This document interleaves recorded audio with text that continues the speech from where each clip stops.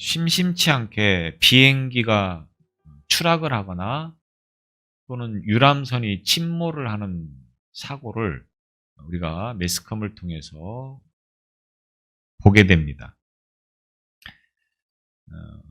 비행기를 타야 하는데 사정이 여의치 않아서 그 비행기를 놓치거나 또는 못 탈 상황이었는데 겨우 빈 자리가 나서 그 비행기를 타고 가다가 사고를 당하는 사람들이 있을 수 있습니다. 비행기가 연착을 해서 갈아타는 공항에서 타려고 하던 비행기를 놓쳤는데 그 비행기가 또 사고가 나는 그런 경우도 있을 것입니다. 원래 거기에 탔으면 비행기 추락과 함께 죽을 수밖에 없었는데 다행인지 그 비행기를 타지 않아서 살아난 사람의 이야기가 종종 들려집니다. 유람선도 마찬가지입니다. 원래대로 탔으면 침몰하는 배에 타지 않았을 터인데 계획이 바뀌면서 침몰하는 배를 타거나 반대로 그 배에 타려다가 못탄 사람들도 있을 것입니다. 상당히 오래된 이야기이긴 하지만 헝가리 다뉴브 강에서 유람선이 침몰을 하면서 상당히 많은 한국인 관광객들이 목숨을 잃었던 사건이 있습니다. 원래는 그 유람선을 타지 못할 상황이었는데 어떻게 해서 겨우 그 유람선을 타게 되었고 결국 그 유람선을 탐으로 인하여서 배가 침몰되어지고 결국은 목숨을 잃게 되는 그런 안타까운 상황들을 우리가 볼 수 있었습니다. 원래 가려고 하던 곳에 가려는데 이상하게 길이 막혀서 그 길로 가지 못하는 일이 생겨서 그 길로 가지 못하는 그러한 상황이 있을 수 있습니다. 이런 일들이 지금도 우리 삶 속에서 일어나고 있다고 하는 겁니다. 가야 하는데 어떤 이유가 있어서 가지 못해서 결국은 죽을 수도 있었는데 살아나는 경우도 있고 또 못 갈 상황인데 가게 될 기회가 생겨서 가다가 불행히도 참사를 당하는 그런 상황들도 인간의 삶 속에서 수없이 많이 일어나고 있다고 하는 겁니다. 왜 그런 일들이 일어나는지를 우리는 알 수 없고 그런 상황들에 대해서 어떻게 우리가 이해를 해야 될 것인지 알지 못하는 경우들이 많이 있습니다. 분명한 것은 이 세상에 돌아가는 것이 사람의 마음대로 되어지지 않는 부분들이 훨씬 더 많다고 하는 겁니다. 나중에 보니까 거기에는 하나님의 역사가 있었다고 하는 것을 깨달을 때가 참 많은 것이 세상살이라고 하는 것입니다. 그래서 우리는 이와 같은 사건들을 보면서 상황들을 보면서 하나님을 더욱더 의지하고 또 신뢰해야 된다고 하는 것을 마음으로 다잡아보는 그런 경우들이 아마도 분명하게 있을 줄로 압니다. 바울을 죽이기 전에는 먹지도 마시지도 않고 바울을 죽일 때까지는 이제 오직 그 일에만 전념하겠다고 결의했던 40여 명의 유대인 암살단들의 음모가 바울의 생질에 의해서 발각이 되어졌다고 하는 것을 오늘 본문을 통해서 말하고 있습니다. 앞서 12절로 15절에서 바울을 재판에 의해서 죽이려고 계획을 했던 그 유대인들의 계획이 로마의 천부장에 의해서 결국 무산이 되어지죠. 로마 군인들이 오히려 바울을 보호를 해주면서 로마의 군 부대가 있는 안토니아 요새로 바울을 데려감으로 인하여서 유대인들이 이제는 바울을 죽일 수 있는 상황이 없어져 버리고 말았던 것입니다. 그러자 열성 문자들이 약 40여 명가량이 바울을 어떻게든 죽이고 그리고 우리가 죽음을 각오하고 바울을 죽이는 일에 앞장서겠다. 이렇게 결의를 한 다음에 이제 음모를 꾸미게 되어집니다. 그 음모의 내용이 무엇이었습니까? 이 바울을 로마의 어떤 군부대의 영내에서 다시금 유대의 공회로 데리고 가서 좀 더 자세하게 바울을 신문할 수 있는 기회를 달라. 그렇게 부탁을 해서 바울을 데리고 나오면 그 가는 길목에서 이 40여 명의 암살단들이 기습해서 바울을 죽이겠다고 하는 음모였었습니다. 이렇게 음모를 꾸미고 있는 과정에서 바울의 생질이 이 이야기를 듣게 되어지는 것입니다. 그래서 이 바울의 생질이 로마의 요새에 갇혀있던 바울에게 달려가서 이 사실을 이야기를 해주게 되어집니다. 우리 성경에는 바울의 생질이라고 말하고 있는데 새 번역을 보면 바울의 누이의 아들이라고 번역을 해놓았습니다. 그러니까 생질이란 말은 결국은 누이의 아들이라고 하는 말이죠.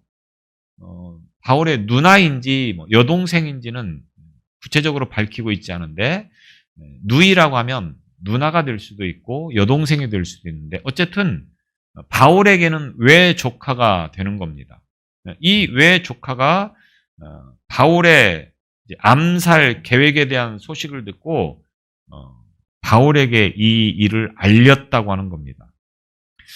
사도행전 9장 23절에 보면 다메섹에서 바울을 죽이려고 하던 유대인들의 음모가 바울에게 알려진 사건을 우리는 볼 수 있었습니다. 또 사도행전 20장에 보면 바울이 3차 전도 여행하는 과정에서 고린도 근처에서 겐그레아에서 배를 타고 가려고 하는데 배 위에서 바울을 암살하겠다고 하는 유대인들의 음모가 바울에게 알려지면서 바울이 결국 그 배를 타지 않고 육로로 걸어가면서 또 그 죽음의 위기를 넘겼던 사건을 사도행전 20장을 통해서 볼 수 있었습니다. 그러니까 바울은 이와 같이 자기를 죽이려고 하는 그런 일들이 수없이 일어나고 있었는데 그 과정에서 바울은 모든 사실들을 어떻게든 알게 됐고 그래서 그 죽음의 위기를 넘기며 여기까지 왔는데 이제 이 예루살렘에서도 이런 일이 다시 한번 벌어지게 되어지는 것이고 그런데 이 일이 바울의 외조카에 의해서 알려지게 됩니다. 그래서 바울에게 달려가서 지금 유대인 암살단들이 이런 계획을 하고 있다고 이야기를 하니까 바울이 백부장을 부르는 거죠. 아마도 이 백부장은 이 바울이 갇혀있는 감옥을 관리하는 간수장 정도가 되지 않았나 생각을 해볼 수가 있겠습니다. 백부장을 불러서 이 이야기를 직접 하는 것이 아니고 지금 이 내 외조카를 당장 천부장에게 데리고 가서 이 외조카가 지금 천부장에게 할 말이 있을 거니까 당장 천부장을 만날 수 있게 해달라. 이렇게 이야기를 하고 있는 말씀을 17절을 통해서 볼 수 있습니다. 그래서 이 백부장이 바울의 외조카를 데리고 이제 천부장에게 가는 그런 말씀을 보게 되어집니다. 그런데 여기서 우리가 바울의 가족 이야기가 성경에는 등장하고 있지 않습니다.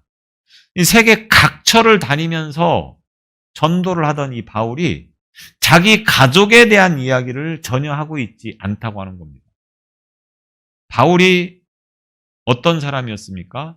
그는 바리새인 중에 바리새인이다. 스스로가 그렇게 고백함을 통하여서 그의 아버지도 바리새인이고 그의 할아버지도 바리새인이고 그의 가족이 다 바리새인이다. 이 말은 철저하게 유대인이었다고 하는 말입니다. 그 유대인이 개종을 해서 그리스도인이 됐고 세계적인 복음 전도자가 됐는데 가족을 전도했다고 하는 이야기는 전혀 언급하고 있지 않습니다. 그런데 이 외조카가 오늘 유일하게 본문을 통해서 가족 이야기로 등장을 하고 있다고 하는 겁니다. 예수님께서 30이 되었을 때 가족들이 거주하던 나사렛을 떠나서 가버나움으로 이주를 하게 됩니다. 그리고 이곳을 거점으로 해서 갈릴리 전역을 다니면서 이제 공생의 사역을 하게 되죠. 공생의 사역이라고 하는 것은 공적인 사역. 다시 말하면 예수님의 공적 사역은 뭡니까? 복음을 전하는 것. 하나님의 나라를 전하는 것이었습니다. 이 사역을 시작하게 되어지면서 가버나움의 한 집에 들어가서 잠깐 휴식을 하고 식사를 하려고 했는데 이때 예수님의 12 제자들도 그 집에 함께 있었을 것입니다. 그런데 예수님께서 가시는 곳마다 무리들이 굉장히 많이 따라다녔죠.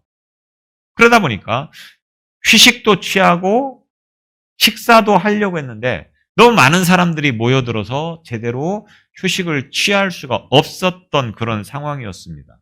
그런데 그때 마침 예수님의 모친과 예수님의 동생들이 이 예수님을 데리러 가기 위해서 찾아왔던 것입니다. 당시 예수님은 평민들에게는 대체로 좋은 평판을 얻었죠. 어렵고 가난하고 소외된 이웃들에게 복음을 전하면서 많은 사람들에게 병자를 고치고 귀신을 쫓아내고 이런 일들을 통하여서 사람들에게 비교적 좋은 평판을 얻었다고 하는 겁니다. 반면에 지도자들에게는 어떻습니까? 지도자들에게는 좋지 못한 평판을 듣게 됐다고 하는 겁니다. 왜? 자신들의 기득권을 예수께 빼앗기는 것이 상당히 두렵고 또 적지 않은 시기 질투심이 그들의 마음속에 있었기 때문에 그렇습니다. 그래서 좋은 소문도 들렸고 예수에 대한 나쁜 소문도 들렸고 예수님의 가족들은 예수에 대해서 이런저런 소문을 듣고는 가만히 있을 수가 없었다고 하는 거죠. 우리가 가서 예수를 데리고 우리 집으로 가자. 이렇게 결의를 하고 지금 예수님을 찾아간 겁니다. 그래서 예수님이 가족을 만나러 왔다고 하는 전가를 듣게 되었을 때 예수님께서 아주 냉정하게 대답을 하죠. 예수님의 가족이 되려면 하나님의 뜻을 행하는 자가 되어야 된다. 그러니까 밖에 지금 가족이 찾아왔는데 그들을 향하여서 뭐라고 말합니까? 마가복음 3장 35절에 누구든지 하나님의 뜻대로 행하는 자가 내 형제요 자매요 어머니다. 밖에 온 사람은 나하고 상관없는 사람이다. 조금 확대 해석하면 이렇게 말을 하고 있다고 하는 겁니다. 예수님의 가족은 누구냐? 하나님을 제대로 섬기는 그런 사람이 하나님의 뜻대로 살아가는 사람이 내 형제이고 내 자매이지 단지 같은 피를 가지고 있다고 해서 형제요 자매가 아니다. 이렇게까지 말을 하고 있다고 하는 겁니다. 그 예수님이 마태복음 10장 34절로 35절에 보면 이렇게 말합니다. 내가 세상에 화평을 주러 온 줄로 생각지 말라. 화평이 아니요 검을 주러 왔노라. 내가 온 것은 사람이 그 아버지와 딸이 어머니와 며느리가 시어머니와 불화하게 하려 함이니. 가족 간에 서로 우애 있고 화목하고 잘 지내기 하기 위해서 온 것이 아니고 그 화목을 깨트리려 왔다. 이렇게 말씀을 하고 있다고 하는 겁니다. 이 말씀의 의미가 뭡니까? 예수님에게 있어서 중요한 것은 영적인 거라고 하는 겁니다. 영적인 거. 육적인 혈연 관계도 대단히 중요한데 더 중요한 것은 영적 관계가 더 중요하다고 하는 것을 예수님은 말씀하고 있습니다. 그래서 예수님의 살아생전에는 예수님의 동생들조차도 예수님을 믿지 않는 그런 상황이었다라고 하는 겁니다. 지금도 예수 믿는 것으로 인하여서 가족 간의 크고 작은 문제들이 많이 일어나고 있습니다. 저희 집안도 보면 예수 믿는 사람도 있지만 또 예수 믿지 않는 이상한 사람도 있습니다. 서로 대화가 잘 되는 듯 하다가 전혀 대화가 안 되고 별로 만나고 싶지 않고 보고 싶지 않은 그런 사람이 있다고 하는 겁니다. 그러니까 영적인 삶을 살아간다고 하는 것은 이와 같이 육적으로 어려움을 겪는 것이 세상살이인데 과연 우리가 이런 상황에 대해서 어떻게 대처를 해야 되느냐, 예수님이 분명하게 제시를 하고 있죠. 물론 그들과 인연을 끊고 그들과 상관도 하지 말라 이런 의미는 아닐지라도 적어도 영적인 것을 더 소중하게 여기는 그런 마음에 대해서 말씀하고 있는 겁니다. 근데 사도 바울이 빌립보 3장 8절에 이렇게 고백합니다. 내가 그를 위하여 모든 것을 잃어버리고 배설물로 여김은 그리스도를 얻고, 바울은 이렇게 빌립보서 3장 8절에서 고백합니다. 무슨 말입니까? 내가 예수를 위해서라고 하면 모든 것을 다 버리겠다. 모든 것을 다 배설물로 여기겠다.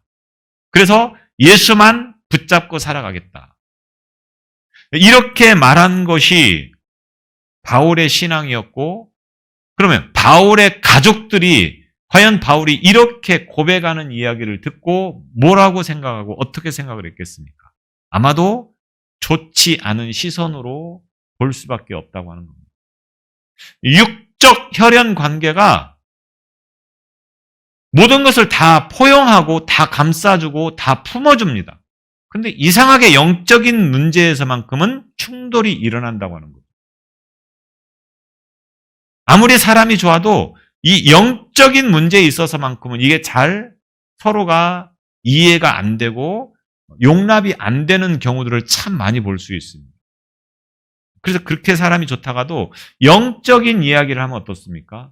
당장 돌변해 버리는 경우들이 참 많다고 하는 겁니다. 예수님도 그랬고 바울도 분명히 그랬을 거라고 우리는 추측을 해볼 수가 있겠습니다. 왜? 철저하게 바리새인 집안이었기 때문에 바울은 예수님을 만나서 개종을 해서 그리스도인이 됐는데 나머지 가족들에 대해서는 전혀 언급이 없는 걸로 봐서는 이들이 그리스도인이 되었다라고 하는 것을 전혀 예측하기가 쉽지 않은 문제였다라고 하는 겁니다. 그래서 바울이 개인적인 가족 관계에 대해서 성경이 자세하게 기록하고 있지 않은 것은 어떻게 보면 이해할 만한 일이기도 하다고 하는 겁니다. 그러니까 가족을 전도한다고 하는 것이 참 어렵다고 하는 것을 우리는 볼 수 있죠. 예수님도 동생을 전도를 못했습니다. 바울도 그의 가족을 전도를 제대로 못했다고 하는 겁니다. 그래서 바울은 가족 이야기를 하고 있지 않습니다. 제가 알고 있는 목회자들 가운데도 영적인 것들이 맞지 않는 그런, 그러니까 아들은 목회자인데 부모님들이 교회를 안 다닌다든지 다니면서도 제대로 이렇게 이해하지 못하는 그런 부모들이 참 많은 것을 볼 수 있습니다. 서로 충돌하고 서로 갈등을 일으키는 그런 문제들이 얼마나 많은지 모릅니다. 가족 전도한다고 하는 것이 그만큼 힘들다고 하는 것을 이야기하겠죠. 그런데 오늘 본문을 통해서 바울에게 이제 출가한 누이와 아울러 그 누이의 아들이 있었다고 하는 것을 오늘 본문을 통해서 유일하게 드러내고 있습니다. 그래서 학자들은 이 관계에 대해서 두 가지 정도의 가능성을 제시하고 있는 것을 봅니다. 렌스키라고 하는 유명한 주석가가 있습니다. 이분이 말하기를 바울 집안이 대대로 바리새인이었으므로 바울의 누이도 당시 통례에 따라서 바리새인과 결혼을 했을 것이고, 그리고 그 남편이 예루살렘 사람이었다고 하면 그 누이도 예루살렘에 거주를 했을 것이라고 본다고 하는 겁니다. 그렇다고 하면 바울이 당시 예루살렘의 저명한 랍비였던 가말리엘 문화에서 공부를 할 때 어쩌면 이 누이의 집에서 기거하면서 교육을 받았을 수도 있지 않겠느냐, 이렇게 추측을 하는 겁니다. 이건 추측이고 성경에는 전혀 근거가 나와 있지 않기 때문에 이것이 분명하다고 하는 것을 말하는 건 아닙니다. 다만 이렇게 추측을 한다고 하는 걸 제가 지금 말씀을 드리고 있는 겁니다. 타당성이 또 있지 않겠습니까? 바울은 어디 출신입니까? 유대인 출신이지만 그의 고향은 다소, 다소가 지금으로 말하면 터키 지역입니다. 그러니까 유대에 살았던 것이 아니고 예루살렘에 살았던 것이 아니고 터키 지역의 다소라고 하는 곳에서 출생을 했고 어린 시절을 보냈고 그러다가 예루살렘에 와서 가말리알에게 공부를 했던 사람이라고 하는 겁니다. 그때 이 바울의 누나가 이미 바리새인으로서 예루살렘에 거주하고 있었고 바울이 이곳에서 기거하면서 그래 공부를 하지 않았겠느냐 이렇게 이야기를 한다고 하는 겁니다. 또 하나는 브루스라고 하는 신학자는 이렇게 이야기합니다. 바울의 누이가 바울과 마찬가지로 그들의 출생지였던 다소에 살고 있었지만 바울이 공부했던 이 가말리엘 문화에서 아들을 교육시키기 위해서 예루살렘으로 이 아들을 보냈을 것이다. 그래서 이 바울의 생질이 지금 예루살렘에 있다가 바울의 이 소식을 듣고 지금 바울에게 알려줄 것이다. 그러니까 종교적으로는 서로 갈등을 일으키는 관계이지만 그래도 혈연 관계니까 목숨을 죽이겠다고 하는데 종교적인 문제를 떠나서 삼촌을 죽이겠다고 하는데 그 소식을 듣고 그냥 가만히 있을 조카는 없다고 하는 겁니다. 그래서 그 사실을 이제 바울에게 알렸을 것이다. 이렇게 추정을 해보고 있는 것입니다. 여튼 이것이 어떻게 보면 정확한 것일 수도 있고 아닌 것일 수도 있고 그것은 결코 중요한 문제가 아니고 이런 추정들보다 더 중요한 것은 뭡니까? 이 광신적인 유대인들의 바울 암살 계획을 바울의 외조카가 알게 돼서 바울에게 알려주었다고 하는 사실입니다. 이것은 무엇을 의미하는 겁니까? 바울의 생명이 잘못하면 여기서 끝날 수도 있었는데 이 외조카로 인하여서 바울이 다시금 생명을 연장받게 되었다. 아니, 외조카 때문이 아니고 하나님께서 이 일을 간섭하신 것이라고 우리는 해석을 할 수 있다고 하는 겁니다. 바울의 생질이 어떤 경로를 통해서 이와 같은 정보를 입수하게 됐는가? 아마도 누군가가 이 젊은이에게 이런 정보를 제공해 준 것은 아닌가? 전혀 알 길이 없는 것은 분명히 사실입니다. 그런데 이 바울의 외조카도 분명히 바리새인의 어떤 영향 아래 있었기 때문에 유대인들은 그 바리새인이기 때문에 자기와 같은 편이라고 생각을 해서 아마도 별로 문제가 되지 않을 거라 여기면서 이와 같은 생질이 있음에도 불구하고 그렇게 모의를 했을 수도 있다라고 그렇게 추측을 해보기는 합니다. 그러나 정확한 것도 아니죠, 역시. 여튼 가장 중요한 것은 이 바울의 외조카를 통해서 바울이 다시 한번 생명을 연장할 수 있었다고 하는 것입니다. 그리고 이 과정은 결국 하나님께서 이 바울의 생애를 간섭하시면서 바울의 사역을 위해서라고 하면 바울을 지켜주시는 하나님이라고 하는 것을 우리가 보게 되어진다고 하는 거죠. 바울이 이제 백부장을 청해서 이 청년을 천부장에게 인도하라. 그에게 무슨 할 말이 있다. 17절을 이렇게 이야기하고 있습니다. 바울이 여기에서 이 백부장에게, 그러니까 이 감옥을 간수하는 백부장에게 지금 내 외조카가 이런 소문을 듣고 나에게 말을 했다. 그러니까 조처해달라. 천부장에게 알리든 조처를 해달라. 이렇게 이야기를 할 수도 있었습니다. 그런데 지금 바울이 어떻게 이야기합니까? 백부장을 불러서 아무 말 하지 않고 이 내 조카가 천부장에게 할 말이 있으니까 천부장에게 데려다 주시오. 그러면 이 아이가 천부장에게 말을 할 것입니다. 이렇게 부탁을 하는 정도였다고 하는 겁니다. 아마도 이 상황을 백부장에게 괜히 누설했다가 중간에 묵살되어지거나 또 어떤 그런 문제가 생길 수 있기 때문에 직접 천부장에게 전달을 해서 이 문제를 해결해 달라고 하는 그런 의도를 가지고 이렇게 이야기를 했을 수도 있겠습니다. 결국 백부장은 천부장에게 이 조카를 데리고 갑니다. 천부장에게 데려가서 이 바울이 나를 불러서 이 청년이 천부장님께 할 말이 있어서 데려다 주라고 해서 지금 제가 데리고 왔습니다. 하면서 이 청년을 소개를 시켜줬을 거라고 하는 겁니다. 그러니까 19절에 보면 천부장이 그의 손을 잡고 물러가서 조용히 묻되 내게 할 말이 무엇이냐 이렇게 말을 하고 있는 겁니다. 천부장이 그의 손을 잡고 물러가서 그의 손을 잡고 아무도 없는 곳에 가서 내게 할 말이 무엇이냐 이렇게 묻고 있는 겁니다. 그러니까 어떤 분이 이 장면을 보면서 아마도 이 천부장은 바울의 생지를 통해서 뒷돈을 주면서 바울을 좀 잘 봐달라고 그렇게 요구를 하려고 이렇게 천부장이 아무도 없는 곳으로 데리고 간 것이 아니겠느냐라고 이야기를 합니다. 물론 이것도 정확한 근거가 있는 이야기는 아닙니다. 근데 조용한 곳으로 데리고 갔다고 하는 말을 듣고 그렇게 이제 추측을 해보고 있다고 하는 겁니다.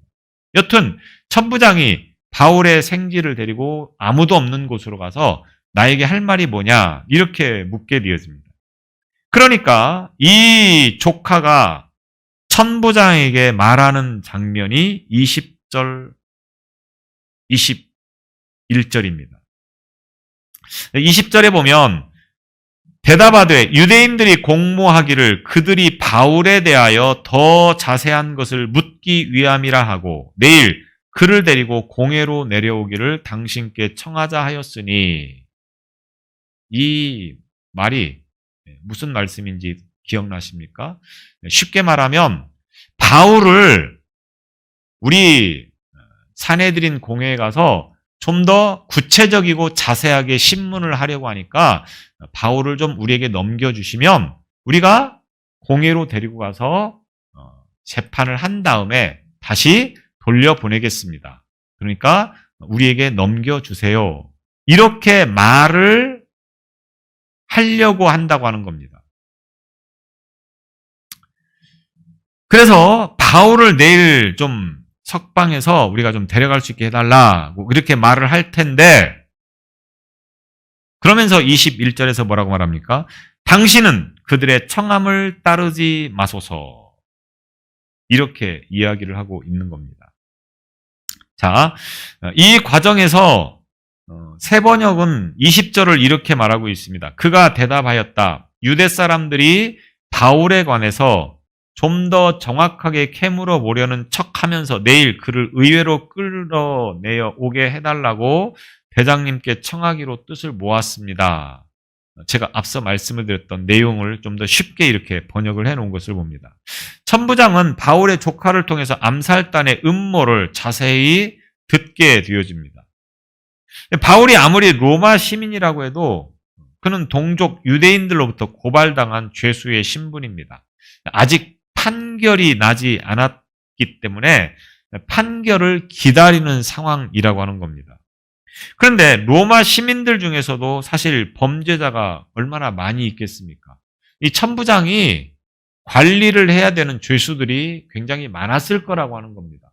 그런데 천부장은 이와 같이 이 바울의 말 그리고 바울의 외조카의 말을 들어주면서 그 말을 수용하고 있다고 하는 겁니다. 사실 죄수 취급을 당하는 사람들이 사람 대우를 제대로 받았겠습니까? 지금도 감옥에서는 제대로 사람 대우를 받지 못할 그런 상황이었을 텐데 2000년 전에 지금 이 상황을 한번 우리가 떠올려 본다고 하면 과거에 우리가 사극 드라마나 이런 걸 보면 죄수가 결코 사람 취급을 못 받죠. 한 사람의 간수가 이 죄수를 죽인다고 해서 문제될 게 하나도 없을 만큼의 그런 시대였다고 하는 겁니다. 그러니까 백부장도 그러고 천부장도 그러고 바울의 말을 그냥 무시해 버릴 수도 있고 모든 말들을 다 들어주지 않아도 아무도 누가 뭐라고 할 상황이 아니라고 하는 겁니다. 그런데 이 백부장도 그랬고 천부장도 그랬고 바울의 말, 바울의 외조카의 말을 지금 잘 들어주고 있다고 하는 겁니다. 결국 이런 모습들을 보면서 하나님께서 이 바울의 삶을 간섭하고 있다고 하는 것을 우리는 다시 한번 깨달을 수가 있게 되어지는 것입니다. 하나님이 하시는 것은 사람이 생각하고 사람이 계획하고 사람의 의도하는 것과는 전혀 차원이 다른 것이다라고 하는 것을 우리가 엿볼 수 있다고 하는 겁니다. 천부장이나 백부장이 사실 죄수인 바울의 말, 외조카의 말을 들어줄 이유가 뭐가 있겠습니까? 백부장이 굳이 죄수의 말을 듣고 그를 천부장까지 데리고 가서 말을 하게 할 이유가 하나도 없다고 하는 겁니다. 그런데 하나님께서 그들의 마음을 움직여서 지금 이렇게 이런 과정들을 거쳐가는 그런 모습들을 우리가 볼 수 있겠습니다. 그래서 이 바울의 외조카의 말을 듣고 계속해서 이 외조카가 천부장에게 말하기를 21절에 보면 당신은 그들의 청함을 따르지 마옵소서. 무슨 말입니까? 천부장께서는 유대인들이 바울을 공회로 데려가서 재판을 할 수 있도록 해주세요라고 부탁을 했을 때 그 부탁을 들어주지 말라. 이렇게 첨부해서 이야기를 해주고 있는 겁니다. 그들 중에는 바울을 죽이기 전에는 먹지도 않고 마시지도 않고 맹세한 자 40여 명이 그를 죽이려고 숨어서 지금 다 준비를 하고 있다고 하는 겁니다. 바울을 죽이려고 지금 40여 명이 매복해서 지금 기다리고 있기 때문에 만약 천부장께서 바울을 공회로 데려가도록 허락하면 바울은 도중에 죽게 될 것입니다. 그러니까 말을 듣지 말고 그들이 요구를 해도 들어주지 마십시오. 이렇게 이야기를 하고 있다고 하는 것입니다. 바울의 이야기가 결코 이 천부장에게 과연 어떤 의미가 있고 얼마만큼의 중요성을 가지고 있겠습니까? 그럼에도 불구하고 천부장은 이 말들을 들으면서 결국은 이제 이 말을 그대로 따르고 있다고 하는 것입니다. 그래서 다음 주에 이제 말씀을 드리겠지만 이 천부장이 이 외조카의 말을 듣고 결국 이 외조카의 말대로 바울을 내어주지 않을 뿐만 아니라 다시금 이제 로마의 법대로 재판을 받도록 기회를 만들어주는 것을 우리가 볼 수 있습니다. 결정적인 위기 순간을 우리는 수없이 경험하면서 살아가게 되어집니다. 어느 누구도 이 같은 문제 앞에서는 예외가 없을 줄로 압니다. 그러면 그때 정말로 우리를 지켜주는 것이 무엇입니까? 돈, 권력, 성공? 물론 그런 것들도 있으면 결코 나쁜 것들이 아니죠. 그러나 정말로 결정적일 때는 이런 것들이 결국 우리 자신들을 지켜주지 못한다고 하는 겁니다. 바울의 삶을 통해서 보면 바울을 지켜준 것은 돈도 아니고 권력도 아니고 힘도 아니라고 하는 겁니다. 하나님께서 바울의 삶을 간섭하시니 바울이 그 수많은 죽음의 위기를 잘 극복하며 여기까지 온 것을 우리는 통하여서 깨달을 수 있는 것이 뭡니까? 우리의 삶을 하나님께 맡길 때만이 우리가 가장 결정적인 순간에 참된 승리를 누릴 수 있는 삶이 된다고 하는 것을 분명히 기억해야 된다고 하는 것입니다.